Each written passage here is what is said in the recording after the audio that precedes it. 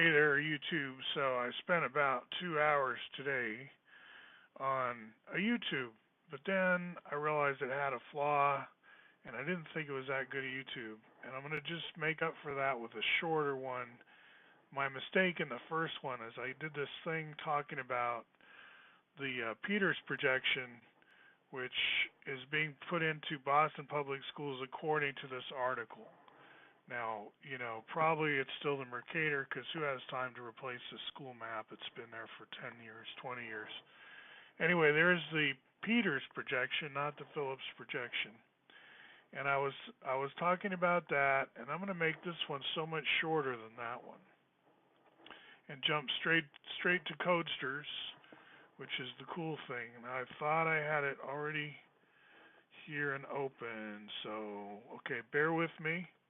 We're going to log into Codesters. I'm going to show you state of the art, what we're teaching in middle school. And this is stuff that you would have been in grad school not so long ago to be interested in, and in a sort of obscure branch of engineering on top of that, like device control or something. Like who tries to make keystrokes on a keyboard or buttons on a remote or whatever make things happen. I mean, that's like signal processing. What is that? You're trying to make control boards work. That's electronics, right? You got your soldering iron, you got your whatever. But this day and age, everything's programmed. Arduino on down or Arduino on up, whatever. And so we start teaching coding kind of early. And this was me this afternoon actually, going through a pretty interesting implementation of the Python language where you have event listening, you have callbacks, you're able to control a canvas and do graphics really pretty straightforwardly. Now there may be some rough edges in this program. I'm not saying, for one thing, the Python is not a full 3.6 or 4 or whatever, but that's okay. Think of it as kind of its own world with a cool Python implementation. It does a lot less and does a lot more. So you can really learn a lot here. And what this one does is it does not create the man sprite just when you run the program. You have to hit the space bar first because there's a listener. And when it hears the space bar, I need to create a man.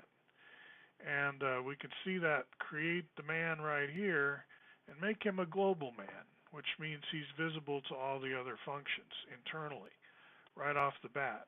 Now we can argue about whether that's best practice and so on. We're introducing the keyword global. That's pretty sophisticated. And now we are going to wire up these other keys so that, let's run it again, when I move left, right, up, down, first I have to create the dude. There he goes. Left, right, up, down, those are all wired up with event listeners. So this was our number one lesson, except I didn't have the S and B keys hooked up yet. In other words, when the students start this project, they don't know exactly how to get S and B to do smaller and bigger.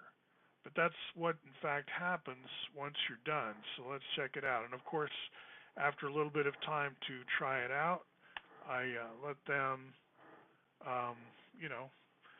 watch me solve it or show the answer, right? So S, B for bigger, doubles his size, and S scales down.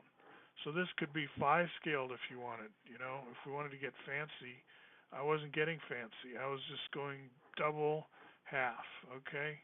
And then we still have left and right. What's interesting is every time I hit space, I get a new dude. So and then I can make him look like he's further away or closer. So when I create multiple dudes, they can start to assume like they're a crowd of guys.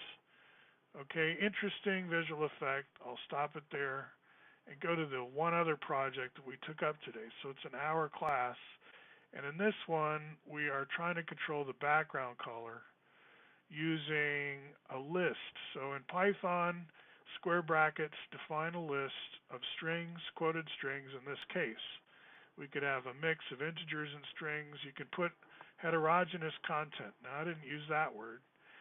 But the same event key idea is here. When you hit the N key, N as in next, then run the switch color callback. In other words, every time the N happens, that should happen next. Switch color. So switch color takes a global I, not passed through the arguments. So we can argue about, again, whether globals should be used in this way. There's a lot of philosophy involved in whether globals are a good idea. But without getting into that, you'll see that this is just a simple increment of I, the global I, every time I run this function. So it keeps getting bigger, 0, 1, 2, 3, and that's used to pick off the list. So when I run this thing, we see that every time I hit N, it advances to the next color. And because of the if statement embedded in the function, it doesn't go past its last option. It goes back around to red again. So it cycles. And then towards the end there, I was showing where you could get a whole long list of color names. So this was something to play with. The thing is, all their accounts are in the cloud. So even if they're not in the classroom, they want to go work on another computer. That's in theory doable. Just need to log in.